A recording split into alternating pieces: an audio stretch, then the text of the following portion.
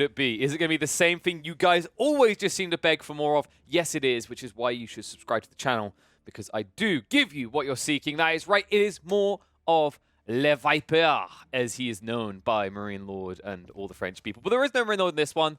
There is no French either. It is, in fact, going to be Siamjik playing as the Rus in the blue, and he'll be up against Viper here on Hillandale playing as the Abbasids. This is a very good map for the Abbasids, by the way. It's nice choke points. It allows you to funnel attention in. That means you can utilize things such as your very mobile spears more efficiently as this Civ. So I'm kind of excited to see if he's able to do that in this matchup. For reference, if you're wondering about the rank of these guys, by the way, they are both in the top, I think it's 30? Yeah, Siamjik just slid down a little bit. He's in 23rd right now with 1,802 elo.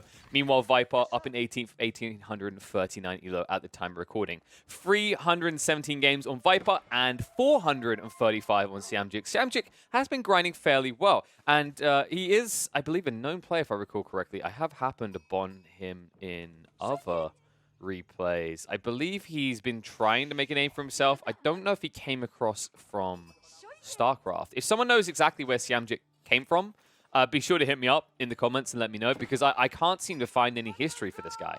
It's just a hard grinder from, I believe that is Taiwan. Yeah, he's from Taiwan, apparently.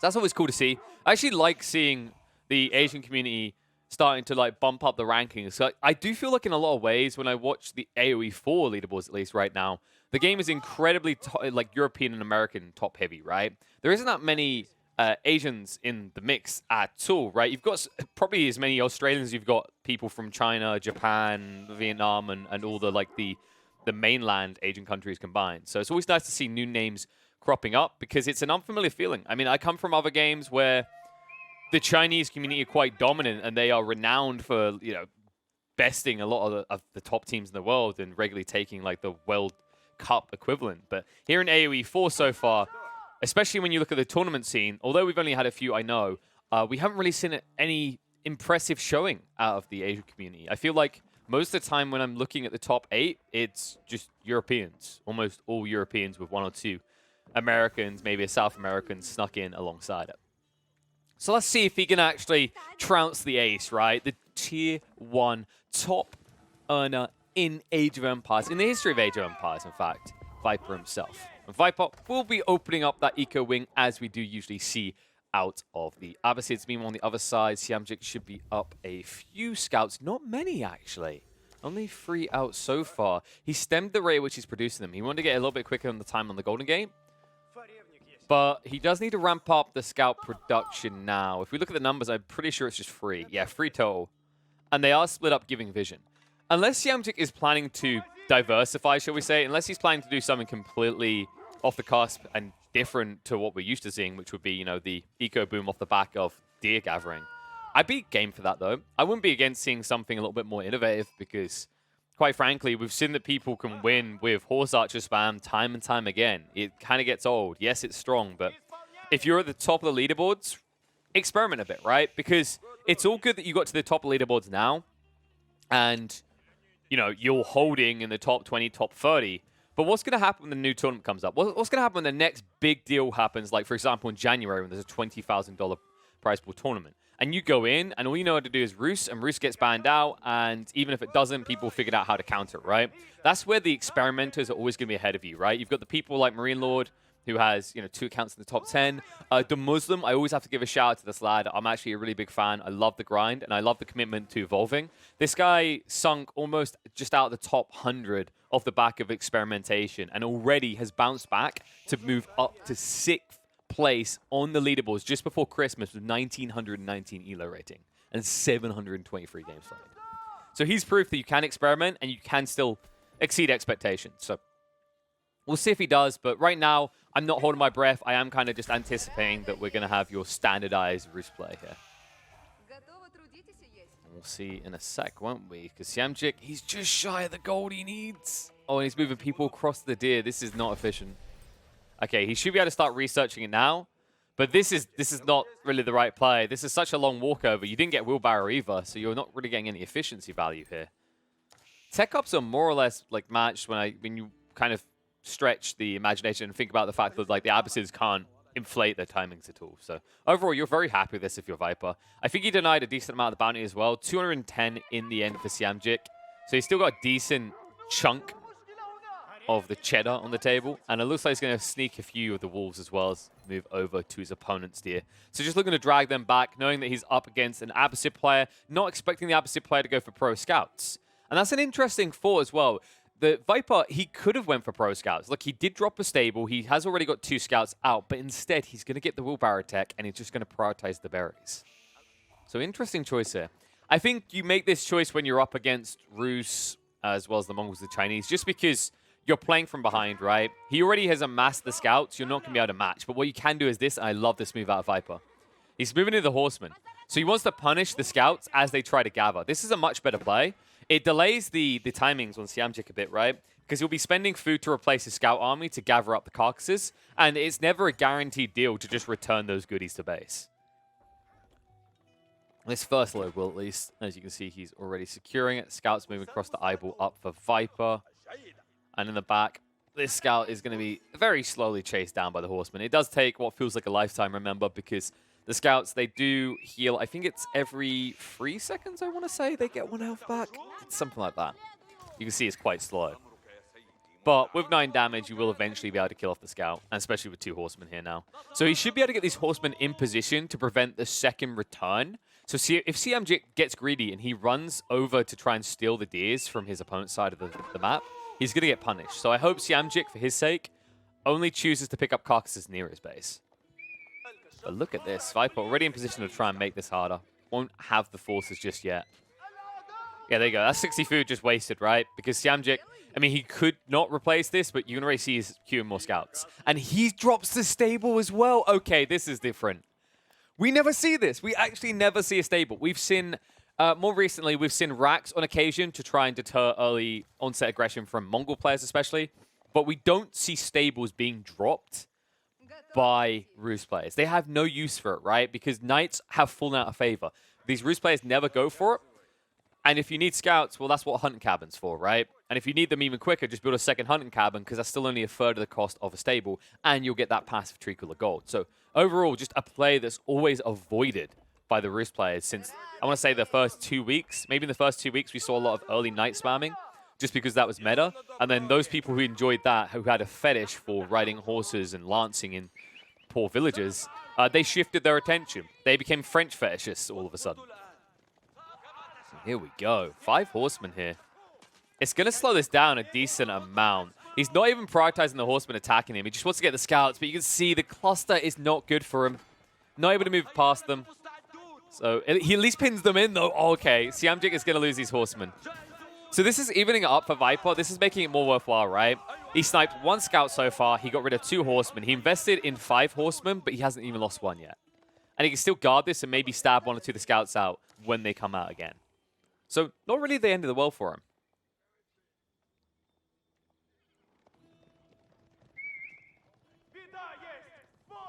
And all the while back in his base, by the way, look what Viper is now doing. He actually dropped the second TC, so he is booming up himself now. And I look this read on the situation. If he gets enough horsemen out early, it's going to cause a wonky situation for Siamjik, where he can't immediately rush his opponent once he's teched up. And wow, look at this other difference. Siamjik, we just said about the fact that no one builds stables. No one does this either. I think we saw one player the other day build the high trade house. But overall, it's just not a popular strategy, right? Most players choose to go towards the Abbey of Trinity because, well, for one, getting Warrior Monks quicker is just broken because you can collect the relics. Also, 2, they're half price when you have the Abbey of Trinity. And then 3, the thing that we haven't even seen players utilize fully yet is the Abbey of Trinity unique researchers, which allow you to increase the Saint's Blessing damage as well as the range of that blessing. But it looks like he's just going to be forgoing that. Doesn't care about it at all. In fact, he's building a second stable. So if anything, it looks like he's going to be playing into Knights. Remember, guys, the cool thing about High Trade House is that you get this. You get the value of 3 hunting cabins on this one location, which is why some players like to embed it a little bit in the tree line. So like over here, for example, you cut a tree here and then you push it in. But obviously, you've already got a hunting cabin there, so then you'd have to think about replacing that, which is why he just places it over here. He'll probably get about 120 gold. Ignore this number. It's not 19 gold per minute. If it was, it would be the worst landmark ever. But how many trees have we got here? In range? I'd say we've got like at least 20, 25 trees maybe. So yeah, that should bump up. We'll come back to that in a sec. I think it takes about a minute to update. Also, keep in mind the other detail is because he just dropped that immediately, you see he unlocks tier 2, and now these hunting cabins are generating more regularly, which means also the high trade house is generating more regularly. On top of that, the other thing to consider here is that he's eventually going to keep getting bounty, right, from the shots onto the. So that's another, what is it? It's 10, right? Yeah, 10 gold every 60 seconds leading up over a long period of time into getting tier 3, which means you then generate gold even more regularly and you get quicker harvest rates. I'm starting to think he bugged out his hunting cabin here, though. I hope it's not just giving a crappy treacle, but right now it looks like the trickle is 22. There was some issues, some exploits around having multiple cabins next to each other, and I'm wondering if this hunting cabin has bugged out the high trade house, which would be really unfortunate. Yeah, these numbers just don't add up. So remember, having this many people on gold, it's like 30 to 40 average. I usually say a 40 average. I think something has gone wrong with his high trade. Wow, yeah, something has definitely gone wrong with his high trade house. Meanwhile, he has started to get nights out, but this does mean he's going to have issues scaling, right? Like, he slaps people on the gold line, and this is innovative and different, and it probably caught Viper off guard. The problem is you don't have that ramp up because your high trade house is bugged. Oh, this is so bad.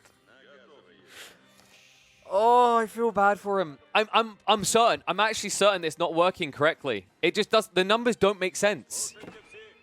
Look at them. It makes literally no sense that he's gathering this rate.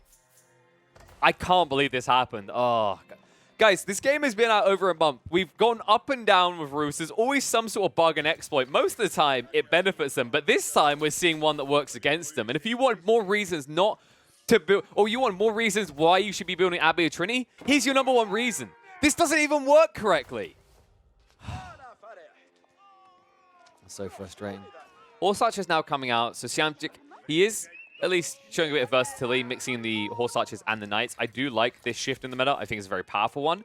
I think it's rough to do against Abbasids. I think Abbasids is one of the worst civs to do this against, mainly because their combination force, their combined arms, is likely to be spears and archers. And as the game goes on, those are going to get better and better. Also, keep in mind, they could always go Camel Riders to counter you out on the Knight front. I don't necessarily expect him to, just because of how powerful Spearman can be and how pricey Camel Riders are. For now, running these Spearmen out, needs to be careful. He's going to start losing them quite quickly. There's a decent amount of Horse Archers here. And you'll see he does start to push out the Archers. I like the read by Viper. Like I said, I think everything about this matchup favors him. Even more so when you consider the sustainability is not going to be there for Siamjik, courtesy of his high trade house being broken. I can't get over it. It's so dumb that it's done this. Basically, to break it down, there was, I believe it was an exploit that involved something along the lines of you drop a hunting cabin and you drop another one next to the hunting cabin, and then you could delete hunting cabins. Sorry, no, that's right. You dropped a hunting cabin, you got the gold trickle, and then you delete the hunting cabin and you kept the gold trickle, and then you placed another hunting cabin and another hunting cabin and another hunting cabin. So to counter that out, I think they've done like a kind of a tick mark against like trees and linked them to hunting cabins. So in the event that this hunting cabin is here, this tree belongs to this hunting cabin. And if you ever delete it, then it would free it up to belong to a new hunting cabin when it got built. Because remember, the way that hunting cabins work is upon construction, it counts the number of nearby trees, and that becomes its line for how much gold per minute it gives, right? And that's why afterwards, for example, you see this one gives 21 gold still, despite the fact he's chopped away most of the trees. But it seems that because he had a straggler tree here that was in range of this hunting cabin, it's completely tripped up and bugged out the high trade house, and he's just not getting the value that he should be. And we see that once again in that income per minute. Up to 8 now, he's banked 2 relics, and he's only got 485/500 gold income. But it's not stopping him. Look at the way he's ramping up. And the Camel Arch is now coming out. Smells of desperation from Viper. This is not a good move. This doesn't really do anything for you. Right? Like, there's no light melee infantry here. The only thing that, remember, the only thing really primarily that Camel Archers are good against, in this game at least, would be Spearmen. And there's no way in hell Roos is ever going to be a Spearman. And instead, look what they're going to find. The Village Alliance Viper. He's so exposed here. Remember, he does at least have 2 TCs so he can replace what he loses. But he needs to get his opponent out of his base. And he never walled this up. That's his big crime. He funneled him here because he thought he'd be able to hold him. And it was his mistake because he's not holding this at all. He'll eventually get rid of Siamjik's forces, but the fact he even reached your eco lines does not feel good if you're Viper. At the end of this, I think you should still have an 8 villager lead, maybe 9. Siamjik needs to chill, though. I think he's ramping this up in his eyes, but instead all he's doing is kind of cannon foddering in. He's running in 1 by 1 and getting sniped down fairly fast. You need to buy a little bit of time and then look for a smash in, right? Taking this group together, for example. The fact you sent in knights 1 by 1 isn't going to end well for your forces.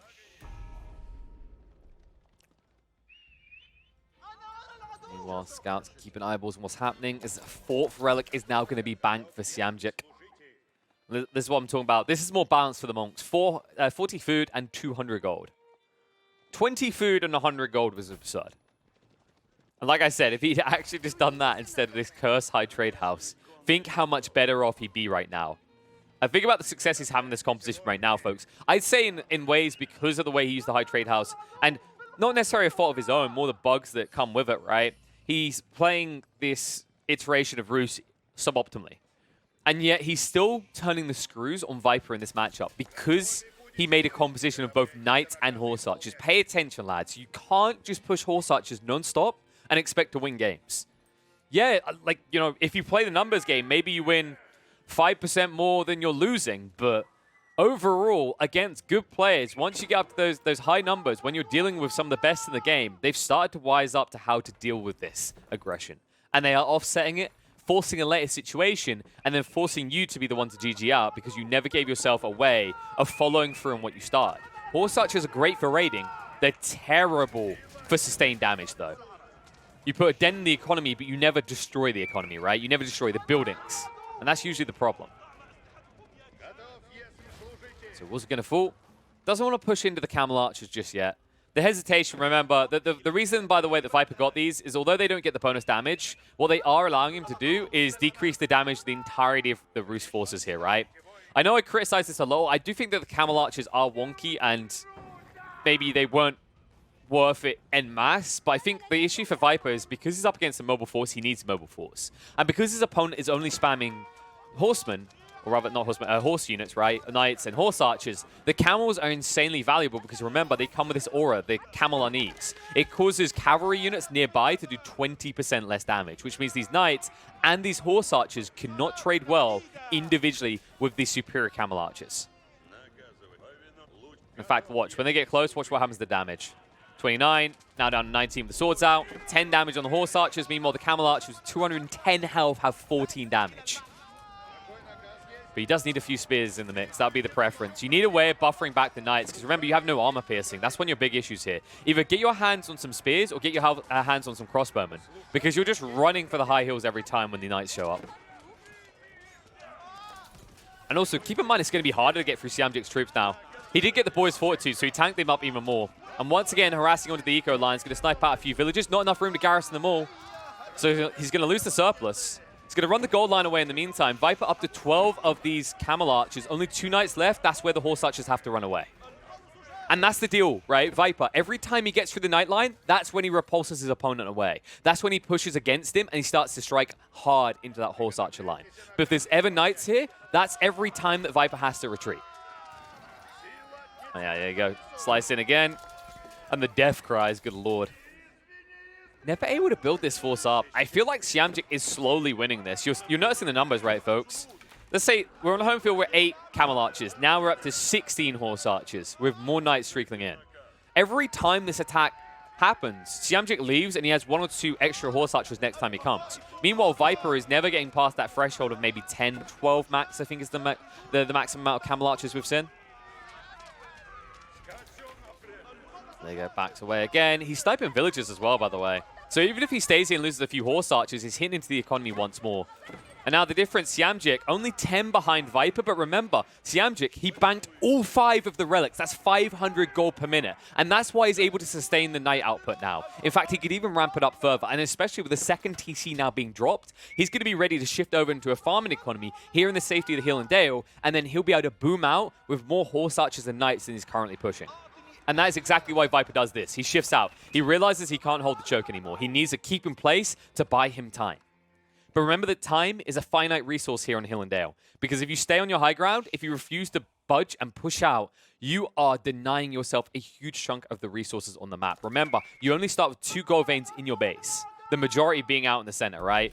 Same with the stone outcropping. So if you do just wait here long term, expect the Roost player to start pushing out, dropping aggressive keeps, and then keeping you locked in your base.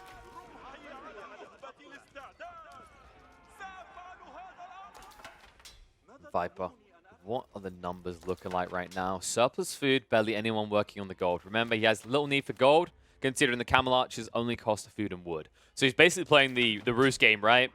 It's not quite Horse Archers, it's a hell of a lot more pricey. But conceptually, your economy works the same way. I need surplus food and a hell of a lot of wood too.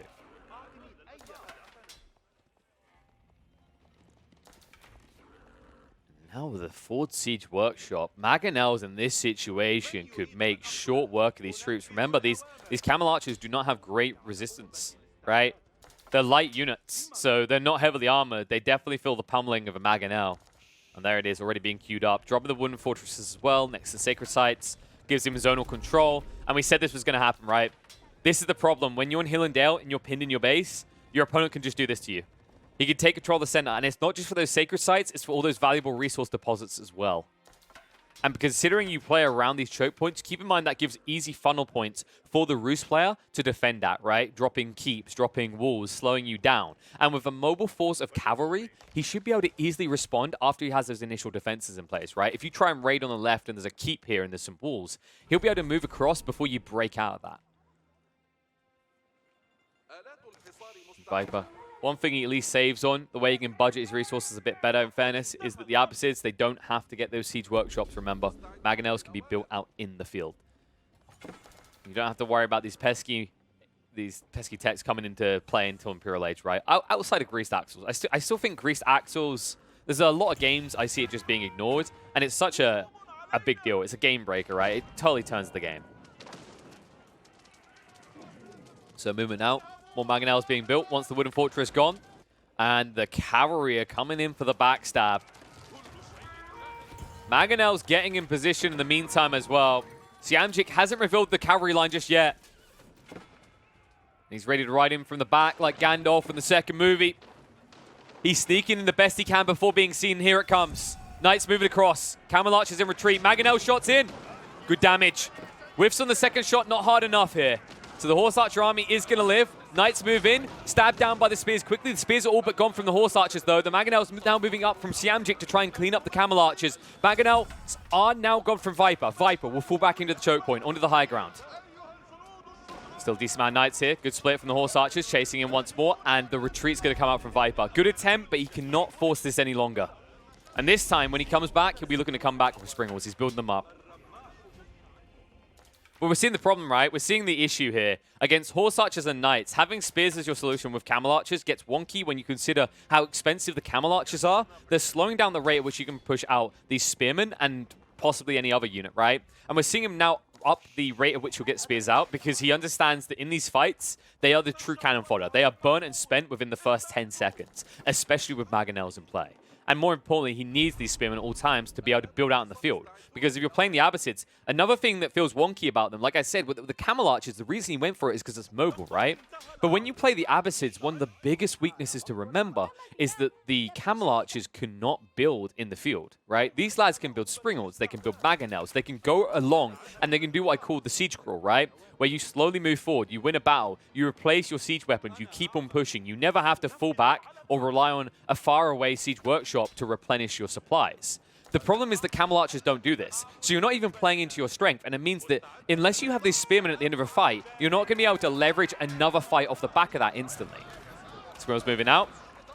Knights engaging.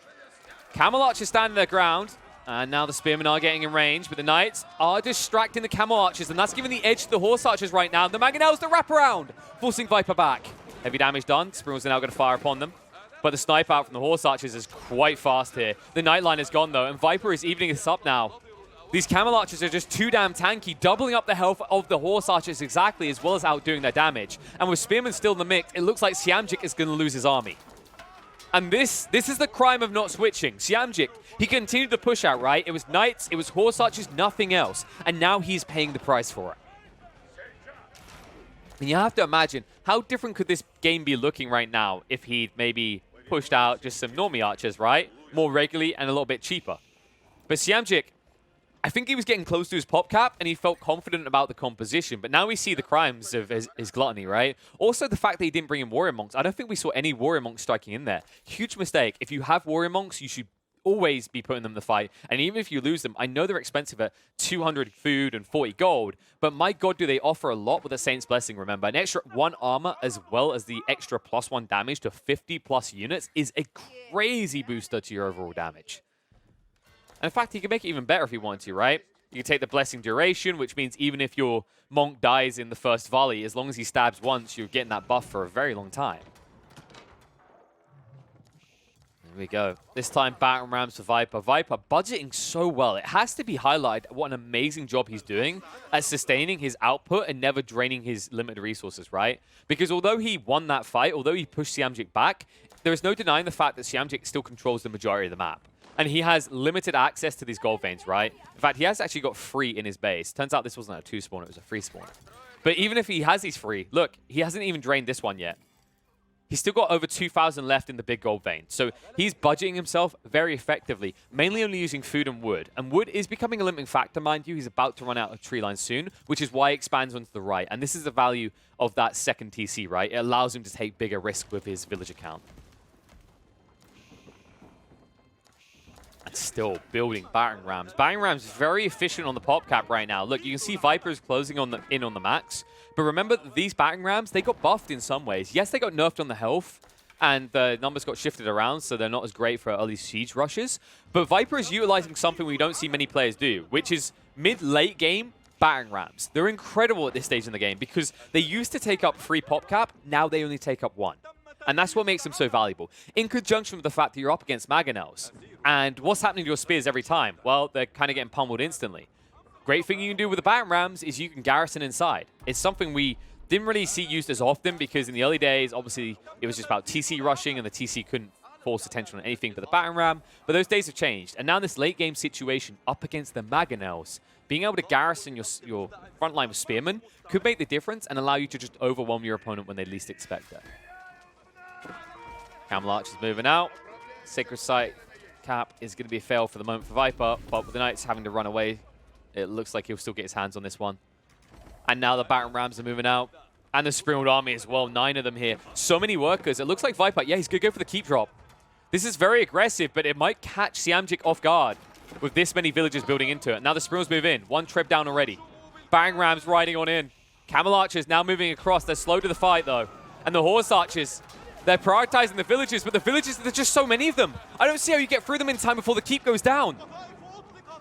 And that's the problem right here. You don't want to surrender control of the center here. That might just give up the game. You don't really have anything to fall back upon. He's retreating the Trebs away, trying to save whatever he can for the moment. But with this many Battering Rams here, the Zerg factor of 10, make that 11 out of 10 from Viper, is enough that he's going to destroy this keep in the blink of an eye. And Siamjik with very limited troops to be able to burn through this. Only 7 Knights can target the Battering Rams, and those Knights will not last long when the Spearmen chase in like this. He's forced to stand his ground next to the keep, but it's failing. And as he gives ground, he's giving over losses. The Knight army is all but done. Now he's resorted to Archers. We said he needed this sooner, though. This might be too late. I think there's just too many Camel Archers here now. 23 Camel Archers. About an equal number of archers in full on the other side for Siamjik. And remember how much more tanky these Camel Archers are at 210 health. And as a result, Siamjik loses the 4 base, he loses the keep, he loses the Siege Workshop. And it won't take Viper long to breach this base. Not with this many Battering Rams. He moves on in. Wow, what a play out of him as well. This is such a big surprise factor. You notice he done it on his high ground, right? He done it where Siamjik couldn't see him. He pressured on the right side to drag attention away, and then he rushes the battering rams in. And in conjunction with the villager push, securing that center in such a strong fashion now enables him to get much needed food into his economy on these berry bush lines, right? And while that's happening, what's he doing? He's already through the 4-5 palisade walls. He's moving in towards the keep location. This keep that is completely worthless for Siamjik because there's still too many battering rams. And the Springald army as well, up to 9 at this stage. There's no siege weapons you can build as Siamjik quick enough to counter this. This is the power of the Abbasids, guys. This is how you utilize them. Their ability to build so many siege weaponries in the field and not have to invest in a heavy infrastructure of siege workshops at 300 wood apiece really is the difference maker here. Meanwhile, Camel Archers, where have they gone? Viper, a little bit of misplay. Battering rams will still at least get through the keep. And now man-arms, the switch over, catching his opponent off guard. He breaks the back of the main army, and now he realizes that Siamjik no longer has the open ground to kite him out over. So now he can go into heavy, slow-moving infantry that can just run it into Siamjik's base and try to end this game. And wow, what a switch up. What a way to play us out of Viper. Everything so calculated out of him. Siamjik, I like the switch up into the Knights. I like the concept behind the high trade house. But I gotta say, the high trade house being bugged definitely slowed him down. You have to question how different this game might have been if it wasn't for that bug. If he had a few extra Knights, maybe he would have been able to pressure hard enough. But that isn't the case. And instead, Viper buys his time, budgets his forces and his resources, and when he uses them to end the game.